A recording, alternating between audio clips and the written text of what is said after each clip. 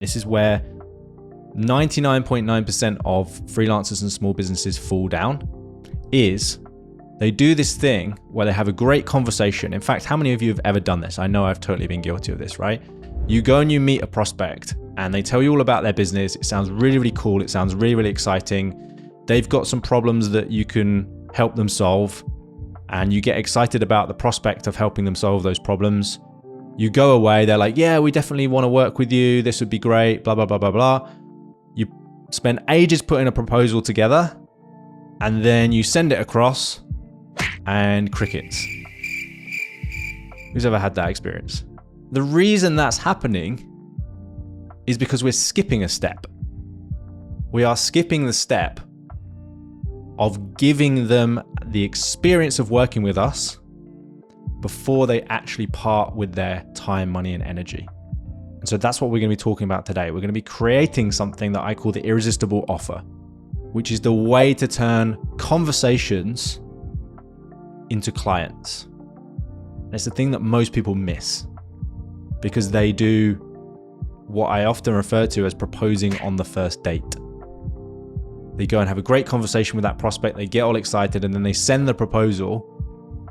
And it might be a great proposal, and those person might be excited about what you talked about. But the truth is, most people are too polite on a sales call to say, actually, this is too expensive, or I'm slightly unsure about this. It's easier for them just to go, yep, this all sounds great, and then wait for you to send an email, because emails are easy to ignore. So I want to show you how to make it a no-brainer for that prospect, to take them to the next step, to demonstrate value before asking for anything in return. Typically, you will be experiencing some of these things. If you're not doing this at the moment, you're going to be having lots of awesome conversations, a nice chit chat, but not having any clients. Or like I just said, clients just ignore you. You get a lot of objections around price, like this sounds really good, but we just can't afford it right now. And you kind of left wondering in this position, like, am I actually any good at this? Why aren't people saying yes? Maybe I've lost my touch. And you start questioning everything that you do, right? We don't want that. What we want is we want clients queuing up to work with you, or at least queuing up to say, I want the thing that you're offering, your irresistible offer. We want your sales conversation to feel easy. In fact, we want them to feel like the client is selling themselves to you rather than you selling yourself to the client. That's how we want sales conversations to feel. So we don't have these big objections around price, which ultimately is going to give us a sense of security and confidence, because we know that we can create clients on demand whenever we want. There's a really key principle that we need to understand, and it's the principle of risk versus reward. And one thing I will say is that as we head into this impending, potentially world recession, this concept is going to be more important than it ever has been. What essentially happens to consumers and businesses in a recession is they start to become more risk adverse, right? And risk is essentially the possibility of an irreversible outcome. If you really boiled it down to its like simplest definition, it's the possibility of an irreversible outcome that you don't want. Right? So I'm going to part with this time, money, and energy, and I'm never going to get it back. I'm going to part with this time, money, and energy, and it's not going to help me get the thing that I actually want. I'm going to part with this time, money, and energy. It's going to help me get what I want, but not yet. And in the meantime, I'm going to suffer a lot. So this concept of risk versus reward, I want you to imagine that every interaction you have with your potential prospects is a balance between risk and reward. Even getting on a call with you, even accepting a LinkedIn request, even reading an article, downloading an ebook, right? It's all in our heads very quickly. It's calculated, but in our heads, it's a balance. It's a calculation of risk versus reward. Because as humans, we are conditioned to avoid risk or uncertainty and move towards security. That's one of the key principles we learned about in the mindset module, right? So when somebody thinks about doing something, consciously or subconsciously, they are asking themselves, is this going to require my energy? Is this going to be a risk? Am I inputting something and not getting something back? On a very, very fundamental level. So if we just take the example of getting on a call with you, hey, I'm a stranger. You don't really know me, but would you like to jump on a call? What are some of your primal risk factors that come up for you if somebody asks you that? What are you worried about? Yeah, I'm going to waste my time. Yeah, maybe they're going to try and scam me of something. Maybe they're going to try and sell me. Yeah, sell a product I don't need, which is super interesting, right? Because what that actually tells me, the people that are afraid to be sold to, I love this concept. I really want you to just hear this for a second. If you're afraid to jump on a call with someone because you're worried they're going to sell you something, what that really means is that you don't trust your ability to say no. I learned this the hard way a long time ago. I used to be very, very adverse to it used to piss me off. It used to fill me with rage. Who are you to come along and try and say that you can help my business or sell me this thing? Right? And then I realized it was my own shit. I realized I knew that I was easily influenced, and I often said yes to opportunities without fully examining the risk or doing my due diligence. So now I actually like it. It doesn't mean I'll jump on a call with everyone, but very often I've got 3 calls this week from people that have approached me cold on LinkedIn. Because what I've realized as a business owner is most people actually want to help you. Most people actually just want to help you. And they want to help you for the same reason that you want to help people. Because if you help your prospects and they get what they want, that's good for you because you earn money and they earn money, or they get more of what they want. It feels good because you know you're helping someone, and it means you can keep the lights on. So most people have your genuine interests at heart. Most people don't really want to take a bunch of money and you not get a result, or you not get the thing that you signed up for. Because for most people, that doesn't feel good, right? And those businesses tend not to last that long. So I decided that I'm going to approach things with the belief that most people want to help me. Now it comes down to the offer. It all comes down to the offer. What are you offering? And some people really understand this. They totally understand risk reward. Other people don't. They're like, hey, I've got this really cool shiny thing over here. It can really, really help you. What I want you to do is take my word for that and part with lots of time, money, and energy, and you'll get it. Well, if I did that every time, I probably wouldn't have much time, money, and energy left. So it's about risk reward. However, when someone says to me, like a call I've got this week, by the way, we help coaches and consultants double the amount of leads that they generate in their business without spending a single penny on ads. And the best bit is they only pay per qualified lead. Would you like to have a chat? Yeah, that's a no-brainer for me. Risk reward? What's the risk? Well, I lose 15 minutes of my time. Am I willing to gamble 15 minutes of my time if someone is able to double the amount of leads I get in my business and I only pay them once I get the lead? Well, yeah, I am. That's a pretty good risk reward offer for me, right? So do you understand that in every single interaction in people's heads, they're balancing risk reward? What is the reward for me to get on this conversation? What is the risk for me? What is the reward for me to work with you? What is the risk for me? So what I want to show you today is how we flip these around, right? So we basically minimize the amount of risk for our prospects and we maximize the reward. And honestly, this is the concept that most businesses totally miss. And when you see it, and when you look around at what other businesses are doing, you'll kick yourself because you'll go, oh yeah, there's all of these other multi-million, billion-pound businesses with huge marketing budgets, and they are still employing this principle. But I think that I can just say, hey, I do this great thing. My work's awesome. Come give me a bunch of money and I'll make your dreams come true. Right? So I just really want to hammer this concept in before I get you to start doing some work. So 3 big ideas that are going to help you really to understand. Number 1 is give before you ask. Now, what I'm not saying, team, is do loads of work for free. I'm not saying you should go out and do loads of work for free. I'm going to tell you about how you give before you ask in a way that doesn't require you doing loads of work up front for free. But the principle is that you're going to give before you ask. The second concept is nobody wants to buy your services. The only people who want to buy your services are currently at stage 4, and they're out there looking for suppliers, and they're comparing on time, price, and quality. We're trying to attract people at stage 1 and 2, and people at stage 1 and 2 do not want services, they want outcomes. Right? They don't want to hear about the treadmill and all the features it's got and all of that. What they want is the 6-pack. So get really good at thinking about what is it that your clients want. And like I've said to you a few times, the more you can practice and the more you can learn the skill of getting in your client's heads and thinking how they think, the easier this whole process will be. The more you understand about what's going on in your prospect's world, the easier marketing and sales and just generally running a business becomes.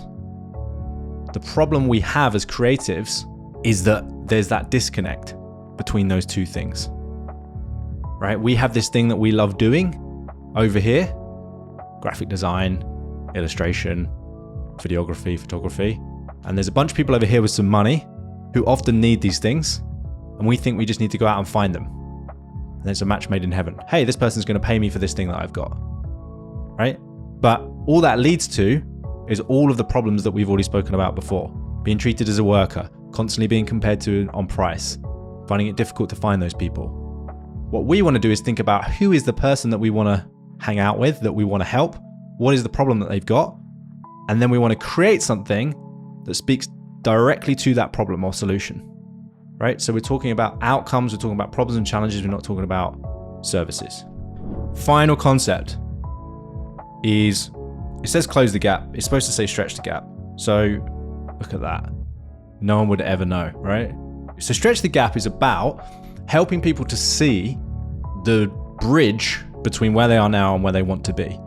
So essentially, if you create an offer that's really, really good, what it will actually do, it will actually help people to get clarity on their problems, what's really holding them back, and it will help them to see the gap between where they are now and where they could be. So what most people do is they try and create an offer which solves all of their prospects' problems. But like, that's impossible, because that's what your core service is, right? That's what your core service does. If the client comes and pays you a lot of money, you will help them to solve a lot of their problems. You can't do that in half an hour, half a day. You can give them a lot of clarity and you can give them some steps in the right direction, but it's not possible to solve all their problems. So I want you all to get this concept that an irresistible offer is about helping people to get clarity on their problems and stretch the gap. So essentially showing them what is possible. And if you think about every good advert, whether it's for a perfume or whether it's for the new iPhone, that's essentially what the advert's doing. It's stretching that gap. Hey, by the way, you're this person here who's got this average life. Check out our product that's used by all of these people who've got an amazing life. I've just stretched the gap. I've just created desire. The only difference between what we're doing and what a product does is that we're actually going to help people to start making a few steps forwards on that journey. As always, we don't have to understand everything and we don't have to be perfect. We just want to be directionally correct and we just want to move in the right direction. And I think 7s and above are going to allow us to do that, right? So this is the gap, the 2 islands, and you've heard me talk about this before. It's where people are now, or where your potential prospects are now, and where they're trying to get to. And that's what we just said with Dora, right? We've got this prospect who's got this gin brand. It's maybe not doing that well, or the thinking is, well, it's just a competitive market and that's why my brand is not particularly standing out. That's just how the industry is maybe the kind of limiting belief. So where I am now is I've got this gym brand, but it's not particularly differentiated. It's not in any of the big major retailers. Where I could be, or where I'd like to be, is I'd like to have a very differentiated brand. I'd like to be maybe in some retailers. I'd like to have a tribe of audience that like bought our gin and told all their family about it, right? And then I've got the gap. So we need to figure out what this is for our prospects, because when we know this, building an offer is going to be super, super simple. So let's talk about the foundations. This is what we're going to do in a minute. We're going to think about these questions. First of all, we're going to be thinking about some frustrations, right? Some frustrations and things that aren't exactly how our prospects want them to be. Then we're going to think about, well, what is the consequence of that? Or what is like the deeper fear underneath that? Then we're going to think about the wants and desires. What do they actually want? And then the result or benefit of having those things. So essentially what I've just broken down here is some questions or some indications which will help you understand island A and island B and the gap in the middle. And the foundations are the things that we need to know about our target audience in order to really get some traction in the market, in order to create an offer that's going to stand out and that's going to be irresistible. So the foundations are about their frustrations, their deeper pains, the fears and consequences of those things not changing, what's going to happen, and then the wants and desires, so island B, where they're trying to get to, the things they ultimately want, and more importantly, what's the benefit of those things? Because often people will say to us, we want more website traffic. Okay, great. Do you feel how that's like a nice to have, a nice need? Whereas, okay, well, what will happen if you have more website traffic? Well, hopefully we'll be able to convert some of those people. Okay, well, what will happen if you convert those people?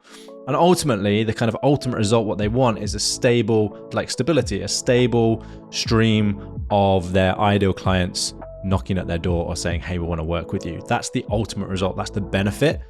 And now I'm not suggesting that you can all instantly give them that. It's just important to understand how the result that you're helping them get is ultimately going to lead to the next thing. Because the bigger the gap, the deeper the want, the deeper the desire, the deeper the fear, the deeper the frustration, the more people are going to be willing to invest time, money, and energy to close that gap, right? If it's just surface level, like, we haven't really got enough people on our website doesn't look great, and what we'd like is a few more people, there's not a big gap there. There's not a pain. There's not, hey, we've got a significant problem to solve, so therefore people aren't going to invest a lot of time, money, and energy to fix it. It needs to be a significant gap. And most people aren't very imaginative when it comes to the future. So we have to help them a little bit. We have to help them see, well, what's going to happen if you have this gym brand that continually just looks like every other gym brand in the market? What's that going to mean for your business long term? What's it going to mean for you personally long term, right? So the more we can understand that, the easier it's going to be to create something that is an irresistible offer. So the irresistible offer is essentially about creating something that is so good that people feel stupid saying no. It's so good that people feel stupid saying no. It's an irresistible offer. They can't resist. A little bit like if you ever have walked past a new restaurant, or when one of your favorite restaurants is doing a promo and they come outside and they stand with the little bits of pizza and they say, hey, try our new pizza. You kind of feel like, it's very difficult to say no to that. And you smell it and it's coming out and you're like, oh, pizza, and it's free. Why would I not have that, right? So I want your offer to be like the free pizza outside of the new restaurant. I want it to feel like something that people really want and that you're queuing up to get. And the way that we do that, the way that we make it irresistible, is by a few things. Number one, when do people want it? When do people want it in this world? When do people want the result? Today, yesterday, absolutely, yeah. Right, so we want to make it quick. We want to make it instant. We want to make it easy. It's all very well saying you can have perfect abs.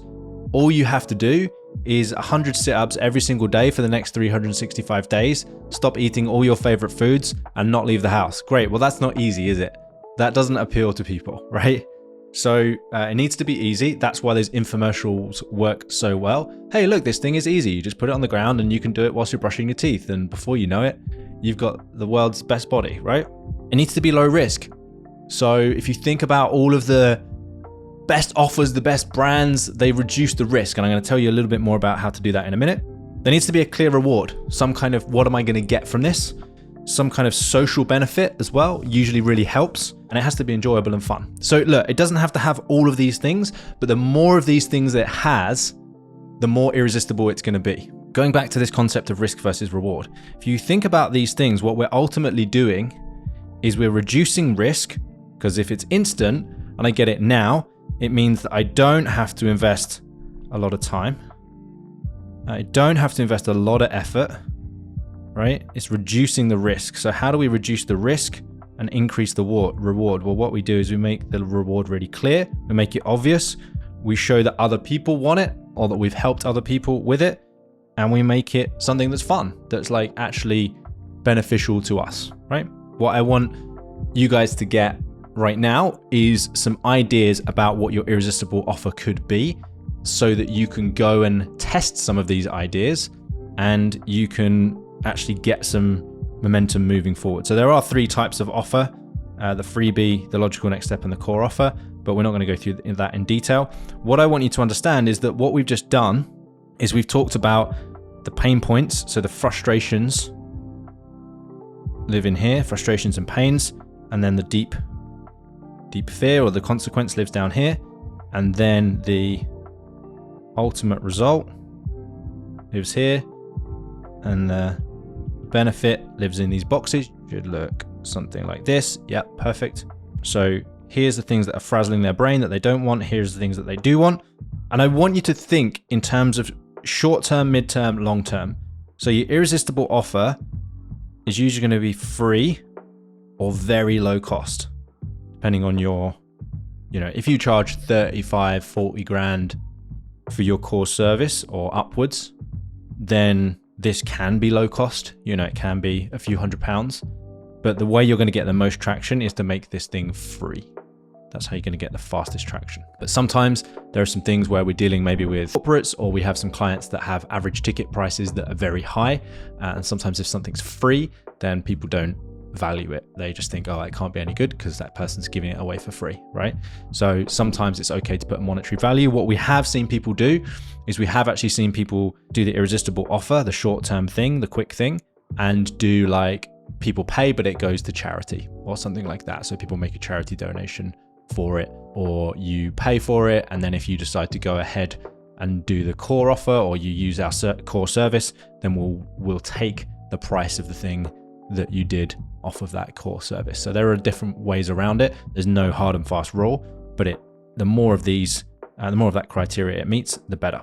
So I want you to think about your irresistible offer. And the way that I usually think about this is kind of short-term thinking. So like imagine you only had half an hour, something like that with your ideal clients.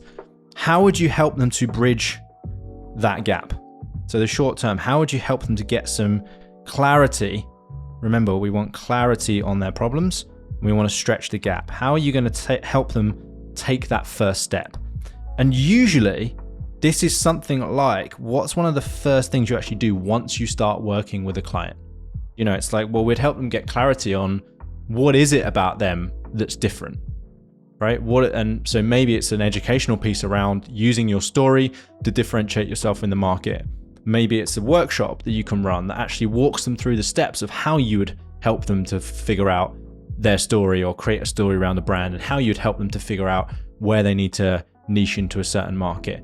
For those of you that do more physical things, or more things where you're actually putting a lot of effort and work into the physical output, like Hugh, I know you do a lot of stuff, and obviously Zara, you're creating a full animation. Think about what you do, what are the steps before you get to actually creating that animation. So it might be, the importance of character design as an example, and how to use characters to simplify products or explain a product using a character. Or it might be just the framework that you use. How do I take a complex idea and how do I boil it down into a simple story framework that people can understand? Like, what is that process that I go through with my clients? And then I would either just offer that as a free session, like, hey, let me help you boil this complex idea down into a simple idea. Or I would create some kind of asset, like a PDF or something like that, that actually just showed how you take a complex idea and boil it down into a simple idea. So it's usually part of your process, right? So here are some ideas for you. There are lots of different ways that you can do this. So for example, some of our clients do free audits.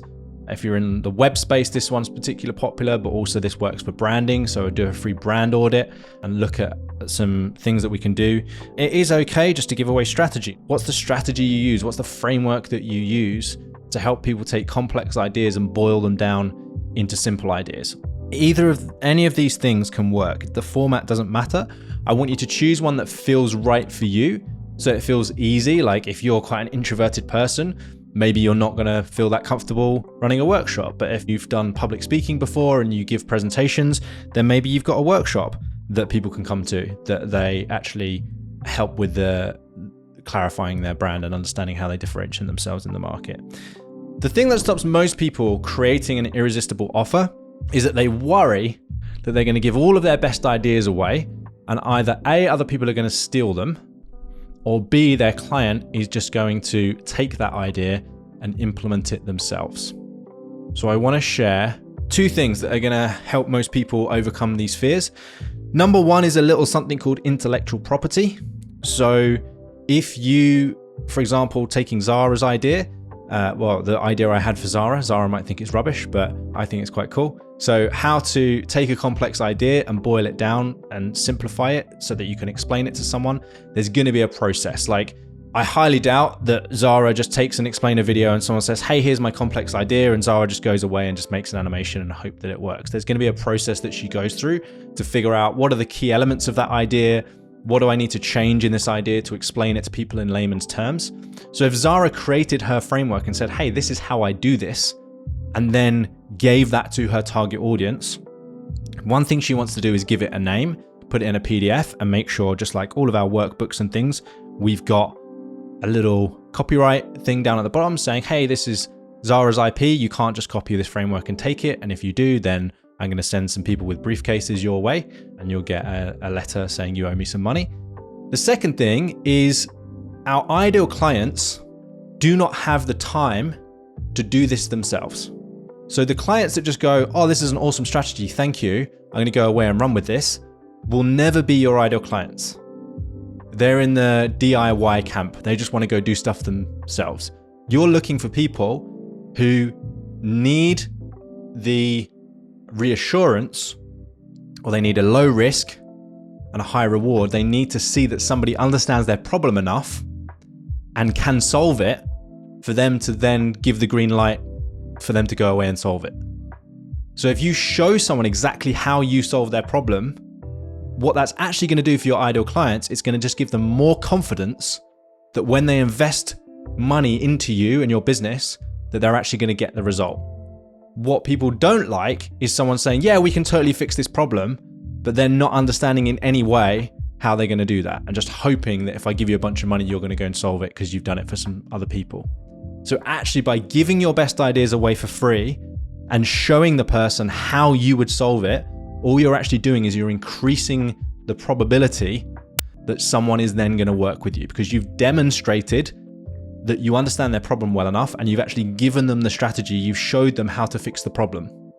And the right clients will just say, that's amazing, makes total sense to me, here's some money, can you please go and do it for me? So the more you're giving away in terms of ideas, in terms of how to, the more you're reducing risk for people. So if you feel like, oh, this is good, but not sure, feels like I'm just gonna, someone's gonna steal my idea, or the client's just gonna run with this on their own, you're probably on the right track. That's when you've got the most irresistible offer, is when you're actually just gonna show people how to do it. And if you look at the best brands in the world, or some, not the best necessarily, because that's subjective, but some of the biggest brands in the world, what you will notice is they all do this. If you want to buy a Tesla, you can just walk into a store and sit in a car and feel exactly what it's like to drive, right? If you want to go and buy an expensive car, you can go and sit in it and drive it around for a bit and get the experience of owning that car. There's no guarantee you're going to buy it, but you can go and test drive it. You can walk into an Apple store and you can get the feeling of using Apple products. You can sit there all day on a MacBook if you want to. You can try their headphones. You can have the experience of owning that product. Amazon does it because you know that anything you buy from Amazon, you can just send back, and it's super easy, right? So they're giving you the experience of owning that product. If you don't like it, or it wasn't how you described, you just send it back to Amazon. And I don't think I've ever had anyone from Amazon say, sorry, you can't return this, even if I've used it, right? Spotify, free trial. Netflix, free trial. LinkedIn, free trial. You notice all of the major brands who have millions and millions of pounds of marketing budget are still doing this because people are risk adverse. They want to have the experience of a product or a service before they have the confidence to fully invest in it. And so all of these companies will build this into their marketing budget. They all have irresistible offers. Come and try this thing. Come and experience this thing. Here's the solution. I'm showing you. So we've got to be comfortable as creative problem solvers and as service providers. We've got to be comfortable doing that with our product. Now, it doesn't mean we have to let everybody test drive the car. That's the beauty of having a service-based business, right? You don't have to let Joe Public walk into your store. You can qualify people. But what you want is a queue of people that want that thing. And then you have the freedom to pick and choose who of those people you want to give that to. Who do you want to let in to test drive your car? Who do you want to give a demonstration of this product to? You don't have to give it to everybody. You get to choose. So what we want is we want a queue of people who are our ideal clients, or at least close to our ideal clients, saying, hey, yes, I want that thing that you said you've got. And we go, awesome. Can I just ask you some questions to find out a little bit more about your business and about where you're at? And if you meet our criteria, I will let you test drive this car.